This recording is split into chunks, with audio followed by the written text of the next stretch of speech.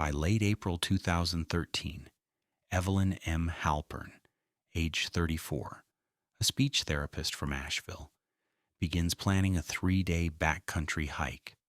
Her notes in a personal field journal list altitudes, distances, weather probabilities. She prints the National Park Service Trail Maintenance Bulletin for the Forney Ridge route. Neighbor testimony in the Asheville Police Association record later states, she rehearsed safety drills, checking her gear by the book. Nothing impulsive about her. The footage paired with voiceover shows her cleaning her camp stove, water glinting off stainless steel, background sound, a muted urban hum, birds crossing telephone lines, human anchor, her younger sister Lydia, seen in archival footage folding gear alongside her before departure. She was methodical, Lydia says, even had extra batteries labeled in tape. Clinical note, a well-prepared hiker vanishing without trace contradicts statistical patterns. 96% of lost subjects are found within 48 hours. Evelyn would become an anomaly. The trail log, her last handwriting, becomes later evidence. The ink indented deep enough to register on the page beneath. Great Smoky Mountains National Park encompasses over 500,000 acres. Park records show an average of 60 search and rescue operations annually. Most conclude within the first day. Investigators later examined Evelyn's preparation pattern with particular focus on her previous hiking experience.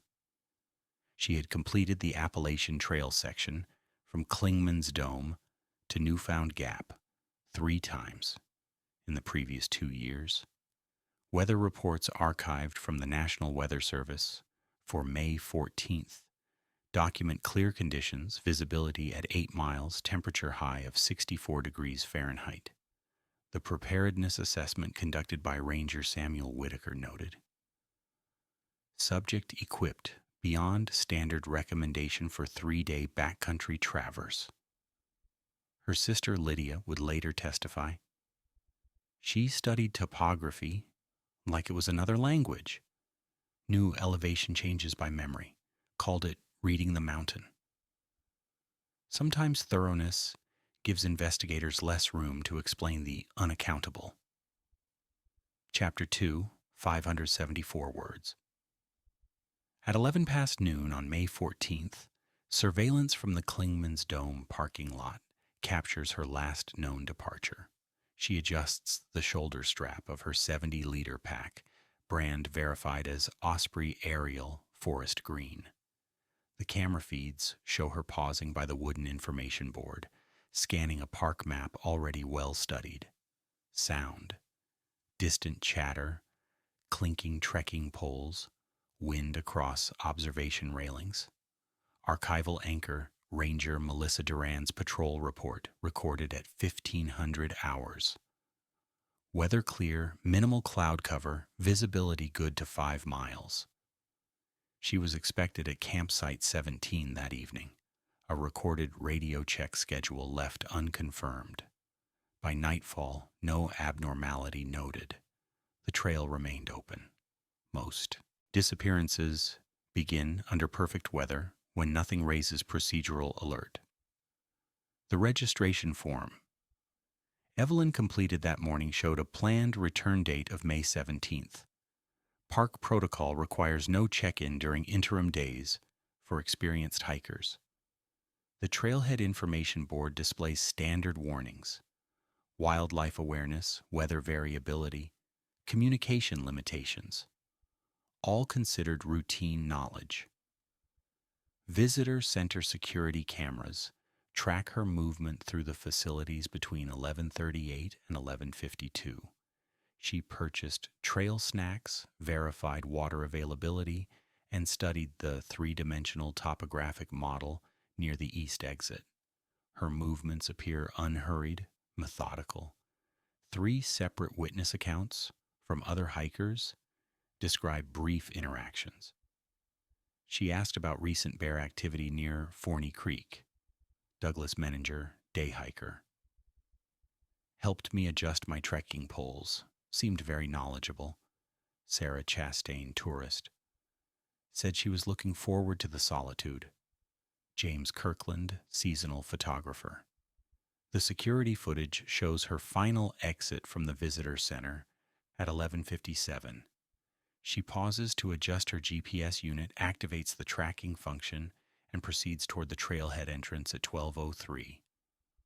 48 hours later, time ceases to cooperate with the living. Chapter 3, 575 words. By the evening of May 15th, when Evelyn did not text her safe arrival code, Lydia contacted Park Dispatch at 1927. The incident log from that hour reads plainly, caller reports overdue party, female 34, solo hiker, supplies for 3 days.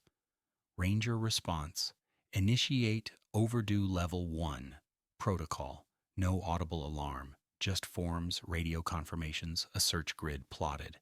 Audio layer, static and low-band dispatch murmur, grid Alpha to Bravo, commence sweep sector South Ridge.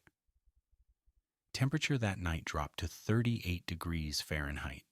Investigator Daniel Reisman, SAR coordinator, later stated in deposition, no one panicked. Every missing call starts the same way. It is the routine that disturbs most. How normal even the first hours of disappearance appear on paper. The search initiation log documents standard procedure.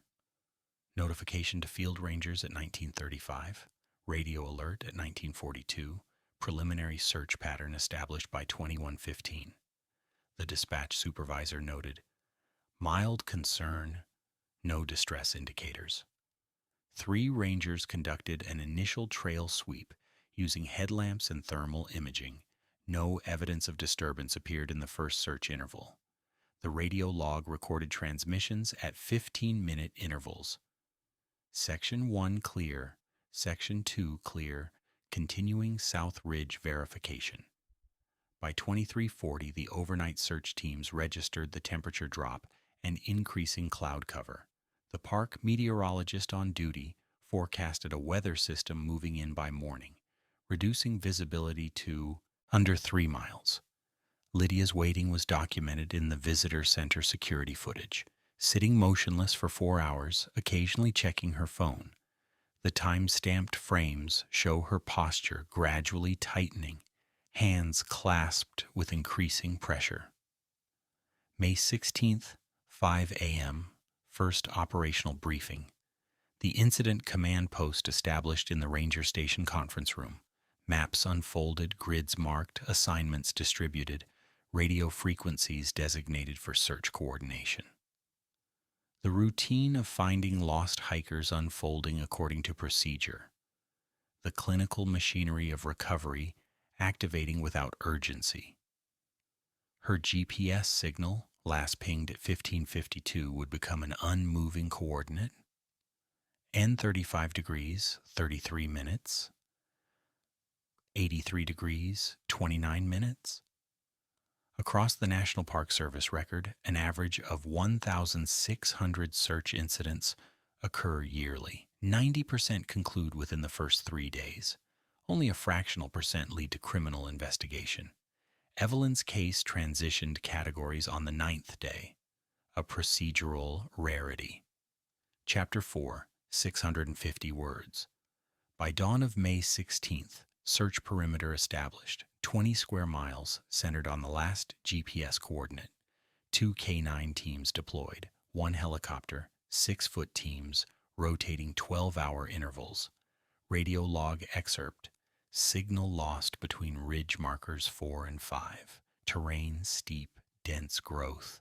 Sound texture, rotor wash. Wind interference. Occasional calls through static. Family footage intercut. Lydia speaking to rangers from visitor lot, holding a photo printed from Evelyn's last email. Sunlight harsh on her face. Investigative precision contrasts human disarray. The pattern of boot prints swirling into damp soil found, then lost, under rainfall. Search work relies on repetition. Each failure a documentation, not a defeat.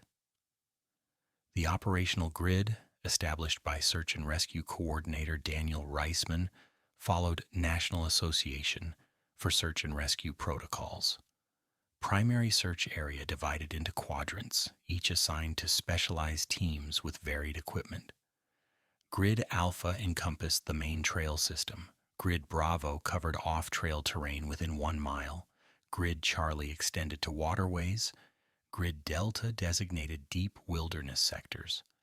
Park Service helicopter designation Sierra 4 conducted 3 aerial sweeps between 0700 and 1300 hours. Thermal imaging activated, detection radius set to maximum. Weather conditions partially compromised effectiveness. Morning fog reducing visibility to 400 yards in valleys. Ground team leader Cassandra Martinez documented each quadrant clearance in 15-minute radio intervals. Her log entry from 0945. Area Bravo 7 shows disturbance consistent with human passage, boot prints heading east-southeast from main trail. Print depth suggests normal walking gait, no signs of distress. The K9 units, handled by officers Jason Merritt and Denise Lowry, tracked scent patterns from the parking lot to the half-mile marker. Tracking difficulty increased with intermittent rain. The handler notes indicate dogs show interest but confusion at marker 4. Scent trail splits or dissipates. Technical equipment deployed included signal boosters for cell reception, drone reconnaissance in accessible areas, and portable weather stations. Communication challenges emerged in sectors with dense canopy cover. 3 radio dead zones identified and mapped. Lydia remained at the command post, providing detailed information on her sister's habits, preferences, and possible decision patterns. Ranger psychologist Kenneth Foster interviewed her for behavioral insights. Subject typically avoids water crossings when solo hiking, prefers ridge lines to valleys, highly unlikely to deviate from planned route. A food wrapper identical to her purchase is recovered near the ridge line. No fingerprints distinguishable. Chapter 5, 650 words. By May 19th, volunteer numbers reached 73, logistics strained. Ranger camp set at Klingman's Dome base shelter, generator hum, constant beneath nighttime insect sound. Interview excerpt from volunteer Carlos Amisquita. We radioed her name every 2 minutes. Just procedure. But after day 4, it starts to feel like speaking into a void. Rain persisted, fog density noted at 2 meters visibility, maps smeared with pencil and moisture. The missing persons case officer, Rita Valdez, documented emotional fatigue among teams. Shift 9, morale low. Continued auditory search yields nil. In official chronology, fatigue never appears as evidence, yet it shapes every decision. The human perimeter expanded with each operational period. 24 civilian volunteers arrived May 17th, 30 more by May 18th. The logistics section established at park headquarters processed each volunteer, documentation of search experience, terrain familiarity, physical capability assessment, briefings conducted at 6-hour intervals, equipment distribution center activated in the visitor center parking lot, radio units checked out to team leaders, 48 handheld Motorola units, 6 signal amplifiers, 12 extended battery packs. Each deployment recorded in the mission log. Name, assigned grid, expected return. Family Support Liaison, Officer Teresa Hendricks, maintained continuous contact with Lydia, who remained on site. The psychological support notes indicate family member exhibits composed exterior, internal stress indicators pronounced, provided accommodation at Ranger residence for duration. Media presence began May 18th. 2 local news vans, 1 regional newspaper. Press Officer Julian Keyes established briefing protocol. Updates at 0, 800, and 1700 only. No flight restrictions for news helicopters, but coordination with search aerial operations required. Detailed timeline reconstruction continued, in parallel with active searching. Investigators Marvin Chen and Amber Rodriguez conducted witness interviews, attempting to establish precise movements after the last confirmed sighting. The accumulated testimony produced a 90-minute gap between 1230 and 1400. Evelyn's trail presence confirmed by hikers before and after, but not during this interval. Search intensity concentrated on this temporal window. Shift supervisor notes from May 19th. Operational assumption. Subject either left trail or encountered situation during unaccounted 90 minutes. Focus search pattern on alternatives to main trail within reasonable divergence distance. The physical strain manifested in equipment failures, minor injuries, and communication errors. Medical tent established by May 20th. Treatment provided for 6 cases of exhaustion, 3 sprained ankles, 1 case of hypothermia. The operational budget reached $60,000 by day 5. On morning inspection, Search Team Bravo finds thread fibers, light blue nylon, consistent with backpack straps. Chapter 6, 650 words. Investigative shift on May 22nd. Law enforcement joins SAR, treating disappearance as possibly non-accidental.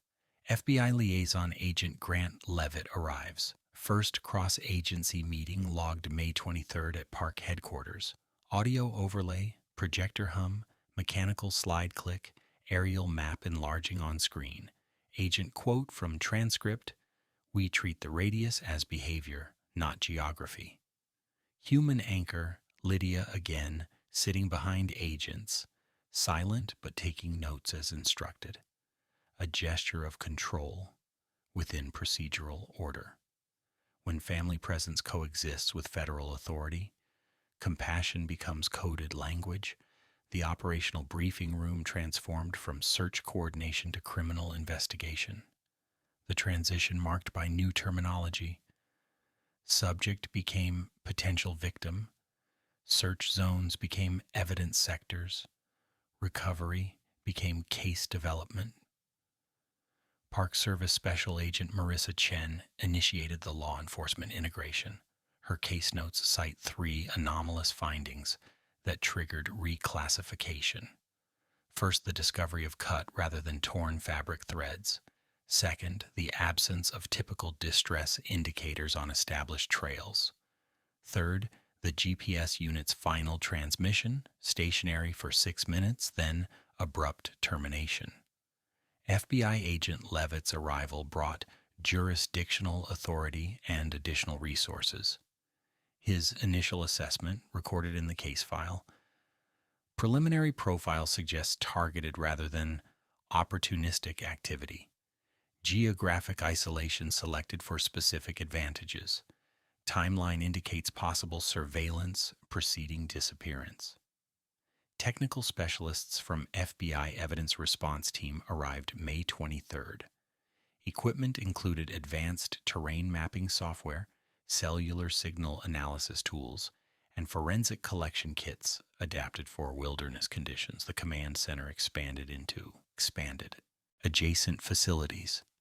Interview scope widened to include all park visitors from May 12th through May 15th. Vehicle registration records from the visitor center parking lot retrieved and cross-referenced. Ranger Martinez documented 2,316 vehicles entered the park during the 72-hour window. Analysis ongoing. Psychological profiler Dr. Hannah Morrison joined the investigation team. Her preliminary assessment focused on the timing and location selection. The perpetrator demonstrates familiarity with search limitations and terrain advantages. The 90-minute window suggests prior knowledge of patrol schedules and visitor patterns. Lydia's role evolved from waiting family member to active case participant. Agent Levitt's approach, documented by the family liaison officer. We need her insights on Evelyn's decision-making patterns. She knows what would be out of character. The regional FBI office committed additional personnel, 6 field agents, 2 technical specialists, 1 behavioral analyst. Daily briefings expanded to include victimology, suspect assessment, and evidence progression.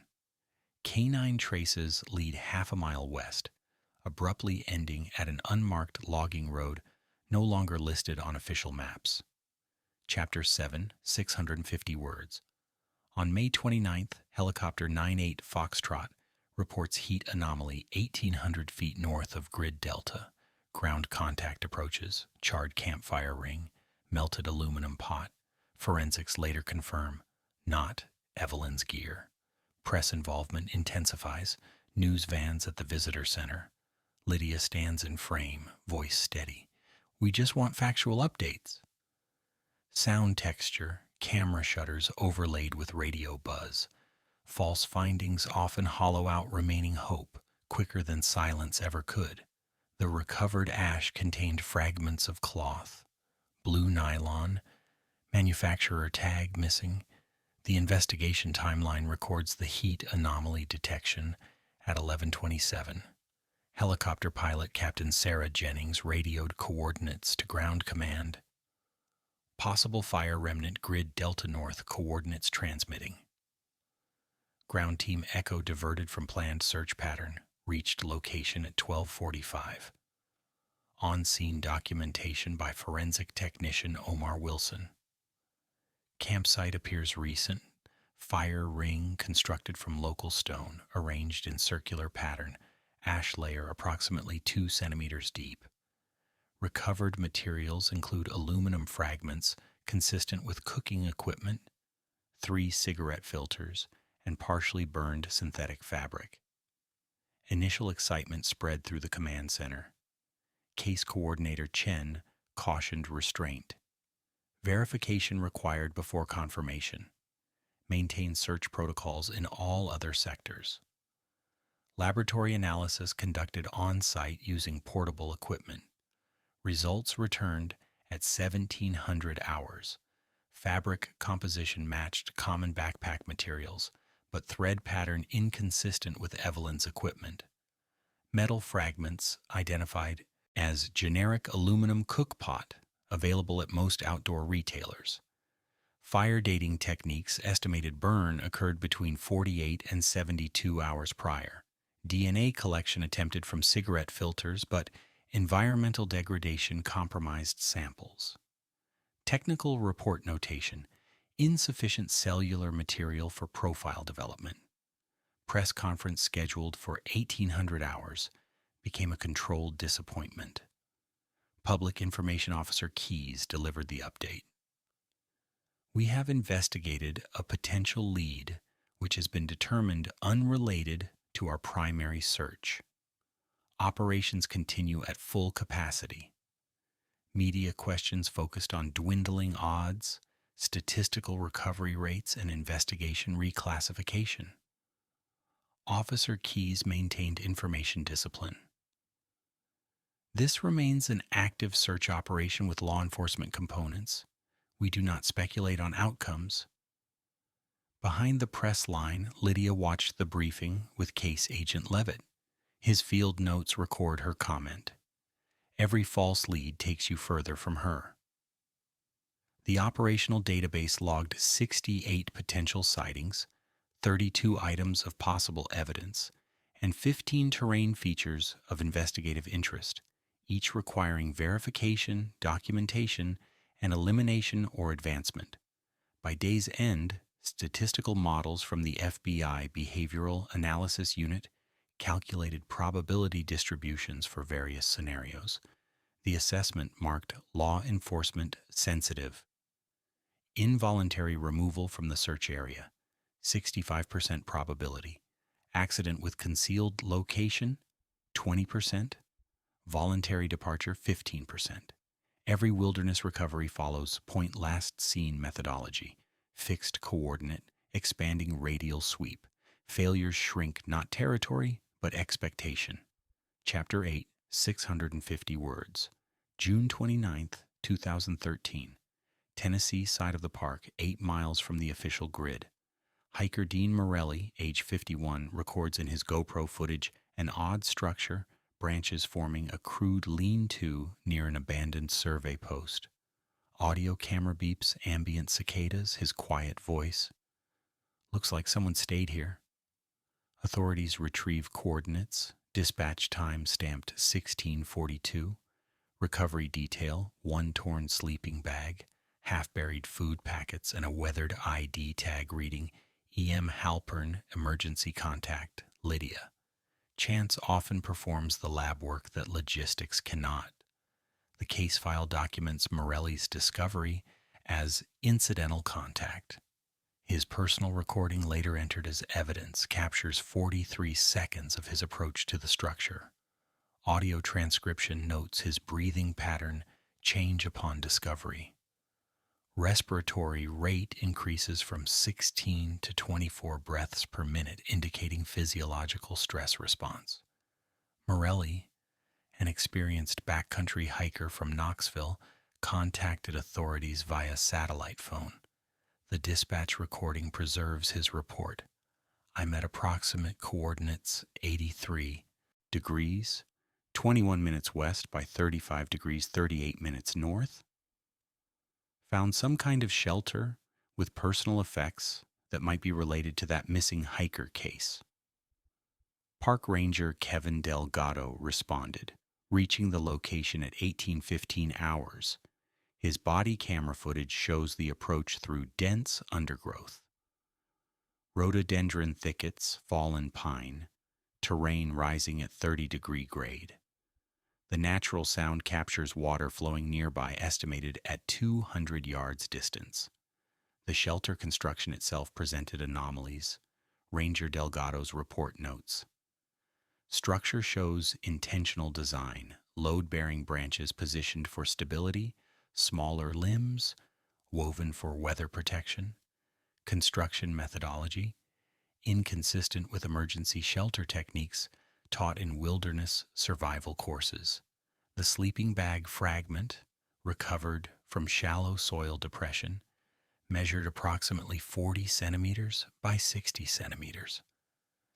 Laboratory testing confirmed matching materials to the brand and model listed in Evelyn's equipment inventory. The food packaging included one granola bar wrapper with partial lot number matching visitor center inventory from May 14th. The identification tag, a standard equipment marker sold by outdoor retailers, showed weather damage consistent with 6 to 8 weeks of exposure. The contact information matched Evelyn's emergency details registered with the Park Service. Ranger Delgado secured the site, establishing perimeter markers and evidence flags. His final radio transmission that evening. Located items of high investigative interest. Site requires comprehensive processing. The notification reached FBI case agent Levitt at 2140. His case log entry. Potential high-value lead, full team deployment at first light. Lydia received notification from Family Liaison Officer Hendricks at 22:15. The officer's report describes her reaction. Subject displayed physical shock response, momentary speechlessness, followed by rapid questions regarding confirmation and recovery status. The discovery location fell outside all previously searched grids. A section eliminated early due to terrain barriers and distance calculations. The search limitation decision, documented in the operational plan from May 20th, had prioritized areas with higher statistical probability based on her last known position. Adjacent soil compression patterns indicate multiple occupants, not one. Chapter 9, 600 words. Joint FBI and NPS forensic team accesses site July 2nd. Terrain steep with rhododendron thickets. Entry requires machete clearing. Body camera footage captures labored breathing. Constant insect drone. Recovered items logged precisely. One boot, one torn solar charger cable, human hair consistent via mitochondrial DNA with Evelyn M. Halpern. Additional find, nylon restraint remnants, weather degraded but knotted intentionally. Agent Levitt's field note. Site suggests habitation, not accident. Violence revealed through decay does not announce itself, it waits to be deciphered. The evidence collection team comprised 6 specialists, 2 FBI evidence technicians, 1 NPS forensic officer, 2 tracking experts, and a forensic anthropologist. Their approach to the site was documented in real-time video, 3 hours and 22 minutes of difficult terrain navigation. Senior evidence technician Rachel Morales supervised the site processing. Her methodology followed wilderness crime scene protocol. Establish clean entry path, photograph all elements before disturbance, grid the area in 1 meter squares, process each section systematically. The boot, recovered from beneath fallen leaves, matched Evelyn's documented footwear. Women's Merrell hiking boot, size 7.5, with distinctive wear pattern on the outer sole, consistent with her gait analysis. Soil embedded in the tread contained mineral composition, matching terrain 4 miles south, suggesting movement between locations. The solar charger cable showed clean cutting marks rather than stress fracture. Laboratory analysis detected tool striations consistent with knife blade approximately 3 inches in length. Comparative patterns suggested hunting knife manufacture. Hair samples collected from the shelter frame numbered 17 strands. DNA analysis confirmed 15 matched Evelyn's profile. The remaining 2 samples yielded partial male DNA profiles, insufficient for database matching, but adequate for exclusionary comparison. The most significant finding emerged during soil testing beneath the shelter floor. Forensic anthropologist Dr. Eleanor Kent identified blood protein markers in soil samples from 3 distinct areas. Quantity suggested minor injuries rather than major trauma. Genetic matching confirmed Evelyn's blood type. The nylon restraints, discovered partially buried at the structure's edge, consisted of modified backpack straps with knot configurations, classified as restrictive binding in the FBI restraint database. Technical analysis revealed cutting and reattachment points consistent with intentional modification rather than emergency repair. Case Agent Levitt's full field assessment transmitted to regional headquarters. Evidence indicates captivity scenario with multiple perpetrators. Site characteristics suggest temporary holding location rather than primary confinement area. Soil compression patterns indicate regular movement between this location and another undiscovered site.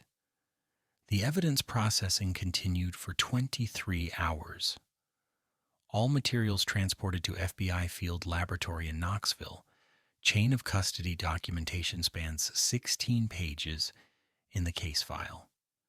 Lydia received a controlled briefing from Agent Levitt and victim specialist Maria Hernandez. The session transcript records her single question. Was she alive when she was there? Agent Levitt's response. The evidence suggests yes. Surveillance. Motion cams left for 10 days capture nocturnal activity. Silhouettes, not animals. Crossing frame. Chapter 10, 600 words. On July 11th, cooperating witness under unrelated drug investigation confesses to having seen a girl kept in the woods North Ridge. Leads converge on a disused shelter once used by off-grid squatters after the fires of 2011. Search conducted dawn July 13th, led by Tactical Officer Paul Benton. Entry footage, breath condensation, gun light beams, silence until a faint sound, not speech but movement. Found alive, Evelyn M. Halpern. Weight 98 pounds, dehydrated, partially blindfolded. 2 male suspects detained on site without resistance. Medical stabilization occurs at LeConte Clinic. Recorded statement 1 week later. I counted the days by the light under the door. Lost count at 20. Documentation struggles to quantify confinement. It only prints timestamps where time ceased to behave. The witness statement came from Curtis Edwards, age 29, detained on methamphetamine distribution charges. His interrogation transcript contains the critical disclosure at 2 hours 17 minutes. There's these brothers up on North Ridge. Got an old fire watcher's cabin they fixed up. Saw them a month ago with some woman. She didn't look right, like she wasn't there by choice. FBI-NPS joint investigation verified the location. A decommissioned fire observation station not appearing on current park maps. Satellite imagery confirmed structure existence. Small cabin with metal roof, approximately 300 yards from abandoned Forest Service Road 13. Tactical planning occupied 48 hours. Operational order signed by Special Agent in Charge Robert Montoya, designated 4 approach teams, medical support, and evidence collection units. The briefing emphasized primary objective is recovery of potential living victim. Secondary objective is suspect apprehension. Pre-dawn insertion began at 04:30 on July 13th. Tactical team body cameras record the approach. 8 personnel moving through dense forest, communication limited to hand signals. Audio captures only footfalls on pine needles, controlled breathing, occasional equipment adjustment. At 05:42, Team Leader Benton signals structure identification. Thermal imaging shows 3 heat signatures inside. The entry sequence follows standard protocol: perimeter establishment, door breach, room clearing.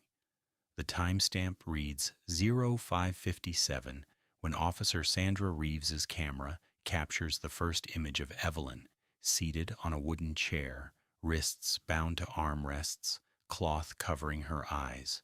Her physical condition assessment, conducted by tactical medic Jeremy Walsh. Subject conscious but disoriented.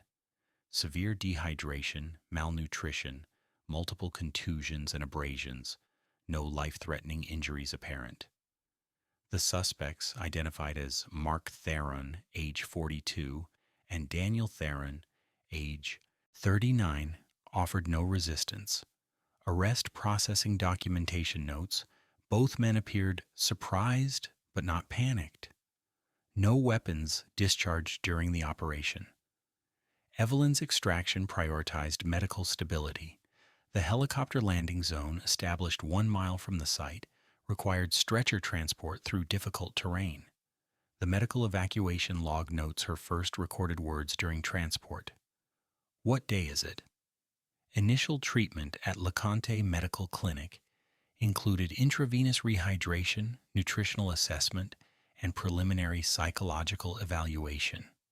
The medical record describes patient exhibits signs consistent with captivity trauma response, temporal disorientation, environmental hypervigilance, and attachment to small objects, specifically a broken watch band discovered among her possessions. The logbook page from May 14th is entered as Exhibit A in federal court. Ink analysis verifies authorship, confirming timeline integrity. When missing person protocol yields to criminal classification, the incident ceases as search and becomes evidence management. Budget codes change. Emotional tone does not. Chapter 11, 600 words. By August 4th, both suspects, identified as transient brothers Mark and Daniel Theron, face federal custody under unlawful restraint and interstate abduction statutes. Court transcript excerpt. U.S. District Hearing, Knoxville Division. Prosecutor: Did you encounter Ms. Halpern by chance? Defendant: We thought she was lost. Then we just kept her. Evelyn's hospitalization spanned 41 days. File description: malnutrition, soft tissue infection, stress trauma classified acute. Paper trails rewrite human endurance into data language, lines, codes, annotations. The body becomes logistics. The federal indictment filed July 26th contains 17 counts, including kidnapping, assault, and deprivation of liberty. The charging document details 60 days of captivity between May 14th and July 13th. Case designation: United States versus Theron et al., assigned to Judge Miranda Chambers, Eastern District of Tennessee. Medical documentation from University Hospital Knoxville presents clinical language for profound suffering. Patient exhibits malnutrition, BMI 16.3, bilateral wrist abrasions consistent with prolonged restraint, dermatitis from environmental exposure, and vitamin D deficiency, indicative of limited sunlight access. Psychological assessment conducted by Dr. Samuel Winters notes, subject demonstrates acute stress response with dissociative elements, time perception severely distorted, recalls captivity in fragments rather than continuous narrative. The Theron's background investigation revealed a pattern of transient living, seasonal employment in 4 states over 6 years, prior arrests for trespassing and petty theft, no fixed address since 2007. Behavioral analysis classified them as opportunistic predators rather than calculated planners. Search of the cabin recovery site yielded Evelyn's missing possessions: backpack, contents partially consumed; hiking boots, 1 missing; camera, film exposed, unusable; and journal. Last entry, May 14th. Ridge fog lifting, visibility good to Fontana Lake. Forensic analysis determined the brothers had occupied at least 3 separate locations within park boundaries over 8 months. Evidence technician Paula Rivera documented, sites show incremental improvement in concealment techniques, suggesting learning behavior. The preliminary hearing on August 4th established detention without bail. The court transcript includes Daniel Theron's statement when questioned about motive. People go missing in these woods all the time. Most aren't found. We just took advantage. Throughout proceedings, Evelyn remained hospitalized. Her medical team included trauma specialists, nutritionists, and psychological counselors. Treatment plan documentation describes multi-phase recovery, focusing on physical stabilization before addressing psychological trauma. Patient exhibits difficulty with enclosed spaces and darkness. Family visitation logs show Lydia's presence daily between 1100 and 1900 hours. Hospital security camera footage captures their interactions: silent presence, occasional reading aloud, careful physical distance maintained. The evidence accumulation reached 912 items, each cataloged in the FBI Evidence Control System. Case preparation files note, physical evidence overwhelming. Psychological impact, evidence developing with victim recovery. Her sister visits recovery ward, places the trail register copy beside her bed. Evelyn touches the pen mark faintly, saying nothing. Chapter 12, 287 words. Federal review committees assess the case under preventive response gaps. Memos circulate referencing ranger report delays and map inaccuracies. Park Superintendent letter, dated December 2013. Clarity between missing person and criminal event remains our greatest procedural deficiency. Evelyn relocates to rural North Carolina, minimal public communication. Sound, rustling leaves, slow streams and accompanying footage. Visual restraint replaces narrative. Institutions adapt slower than memory. But documentation persists longer than grief. The Department of Interior Inspector General's review, completed November 11th, identifies systemic vulnerabilities. Outdated maps failing to show abandoned structures, patrol coverage gaps in remote sectors, and communication limitations between agencies. The 47-page report includes 23 recommendations for procedural modification.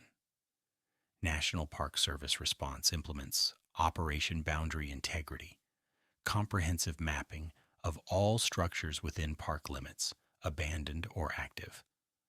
The project budget allocation, $1,200,000 over 3 fiscal years.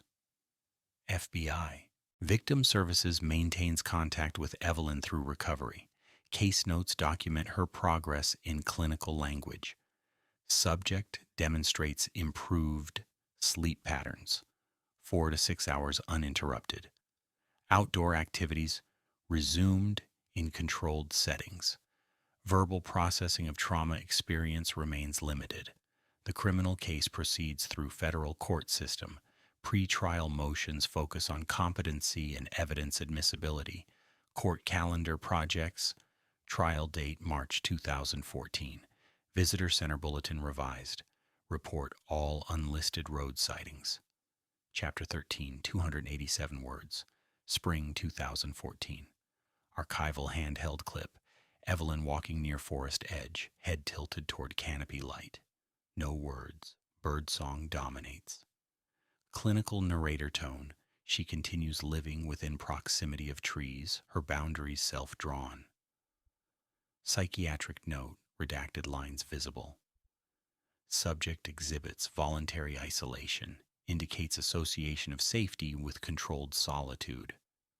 Lydia's closing statement to investigators. She never really came out, she just moved further in.